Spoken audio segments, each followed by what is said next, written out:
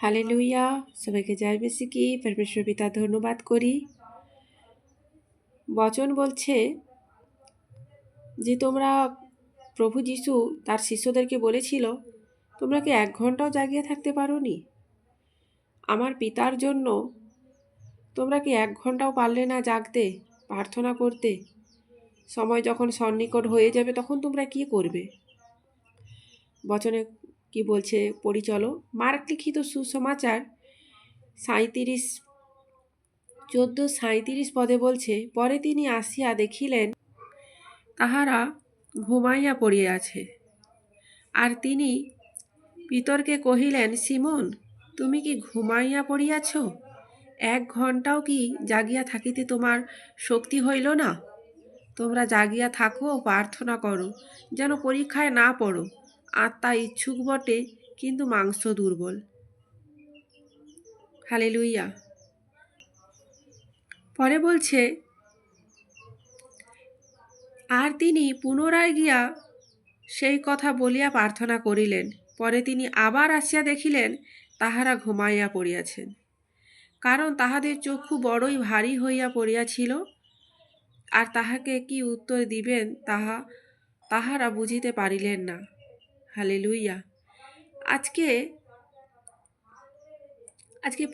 আজকে তার শিষ্যদের দেখো, তারা আজকে 1 ঘন্টাও কিন্তু জাগতে পারল না প্রার্থনার জন্য। বলছে না যে আত্মা ইচ্ছুক বটে, কিন্তু মাংস দুর্বল।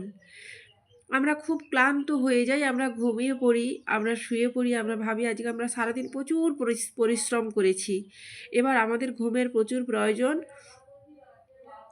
আমাদের শোয়াটা খুব দরকার, আমাদের ঘুমিয়ে প্রয়োজন, আমরা ঘুমিয়ে পড়তেছি। কিন্তু তোমার আত্মা চাইছে পরমেশ্বরের সাথে কথা বলতে। আত্মা চাইছে যে আমি আমার পিতার সঙ্গে একটু বার্তা করি। আত্মা চাইছে যে আমি একটু বুঝি, আমার পরমেশ্বরের সাথে আমি কথা বলি। তোমার আত্মা চাইছে, তোমাকে বলছে যে তুমি উঠো না, কেন ঘুমিয়ে গেলে? আমি যে আমার পরমেশ্বরের সাথে একটু কথা বলবো। কিন্তু মাংস এতটাই দুর্বল, এতটাই ক্লান্ত, পরমেশ্বরের সে তার আত্মার কথা সে বুঝতে পারেনি, তার কারণে সে ঘুমিয়ে যায়। আর আত্মা দিনভর পরমেশ্বরের কথা ভেবে ভেবে সেও চুপ হয়ে যায়, সে আর উঠতে পারে না। কারণ তোমার শরীর যদি না উঠে, আত্মা কিভাবে উঠবে? কিন্তু বচন বলছে যে তোমার আত্মা ইচ্ছুক বটে, কিন্তু মাংস খুবই দুর্বল। তার কারণে বলছি, তোমার আত্মাকে তুমি তেজি করো, তোমার মাংসের প্রতি না তুমি ধ্যান দাও।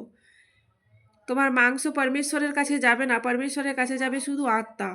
তোমার ওই আত্মাটা যদি থাকে, তবেই তুমি একমাত্র শরীর তুমি ফিরে পাবে, নতুবা পাবেনি।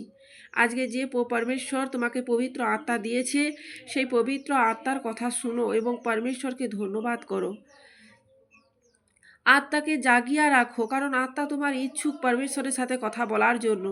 আজকে আত্মা পরমেশ্বরের সাথে কথা বলার ইচ্ছুকের জন্য, যদি ইচ্ছুক থাকে তবেই কিন্তু তুমি পরমেশ্বরের দর্শন পাবে। আজ আত্মা তোমার ইচ্ছুক, কিন্তু তোমার মাংস খুবই দুর্বল। তার কারণে তুমি পরীক্ষায় না পড়ো। আগামী দিনে যখন পরিস্থিতি আসবে, তুমি যখন নিজেকে সুস্থ করার পথ খুঁজবে, তখন তুমি পারবে না। কারণ তোমার তখন মাংস দুর্বল এবং আত্মাও দুর্বল হয়ে গেছে, কারণ তুমি তাকে দিনভর খেতে দাওনি। সে সকালে ঘুম থেকে উঠে চায় যে আমি পরমেশ্বরের সাথে একটু কথা বলি, পরমেশ্বরের বচনকে একটু খাই। কিন্তু আজকে আমরা কার্যের জন্য চলে যাই। পুনরায় দুপুর হলে সে আবার বলে যে এবার আমরা একটু পরমেশ্বরের সাথে কথা বলি, কারণ খাওয়া দাওয়া হয়ে গেছে, এবার একটু পরমেশ্বরের সাথে কথা বলি। কিন্তু তখন তুমি কি করো? খাওয়া দাওয়া হয়ে গেছে, অলস লাগে, তার কারণে আবার আমরা কি করি? ঘুমিয়ে পড়ি। কিন্তু আত্মা চায় পরমেশ্বরের সাথে একটু কথা বলি। যখন রাত্রি হয়, তখন আত্মা আবার চায় যে এবার আমি আমার পরমেশ্বরের সাথে কথা বলবো, কারণ আর কোনো কাজ নেই। কিন্তু তখন সারাদিনের ক্লান্তির পরে তখন আবার ঘুমিয়ে পড়ি। আর আত্মা বসে বসে কাঁদে যে আমি কি কখনো আমার পরমেশ্বরের সাথে কথা বলবো নি? এই শরীরটা কি কখনো উঠবে নি আমার ঈশ্বরের সাথে কথা বলার জন্য? তুমি যখন উঠবে, তখন তোমার আত্মা আজকে তেজি হবে পরমেশ্বরে। আজকে শরীরকে তোমরা না আজকে দেখো, বন্ধুগণ, তোমরা আজকে শরীরকে না দেখো। একটা পরীক্ষা যখন আসবে, সেই পরীক্ষাতে তুমি তখন না পড়ো, যখন তোমার শারীরিক কোনো অসুস্থতা হবে, মাংস তো দুর্বল হয়েই আছে, তাইতে আত্মাও দুর্বল, তখন তুমি সেই পরীক্ষাতে থেকে উঠতে পারবে না। তার কারণে আজকে মাংসকে নয়, আজকে আত্মাকে তেজি করো। আত্মা ইচ্ছুক, আত্মাকে তেজি করো, পুনরায় যাতে পরীক্ষায় তোমরা না পড়ো, যাতে পরমেশ্বরের কথা তোমরা শুনতে পাও।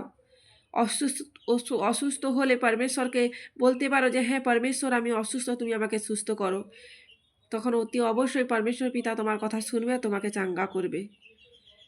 প্রত্যেকটি সন্তানকে বলবো এই বচনকে ফলো করো, বচনকে পড়ো, নতুন নতুন করে তোমরা নতুন করে পরমেশ্বরকে আরও চিনো, জেগে উঠো, আধুনিকতায় বেড়ে উঠো। সবাইকে জয় মাসিকি, হালেলুইয়া।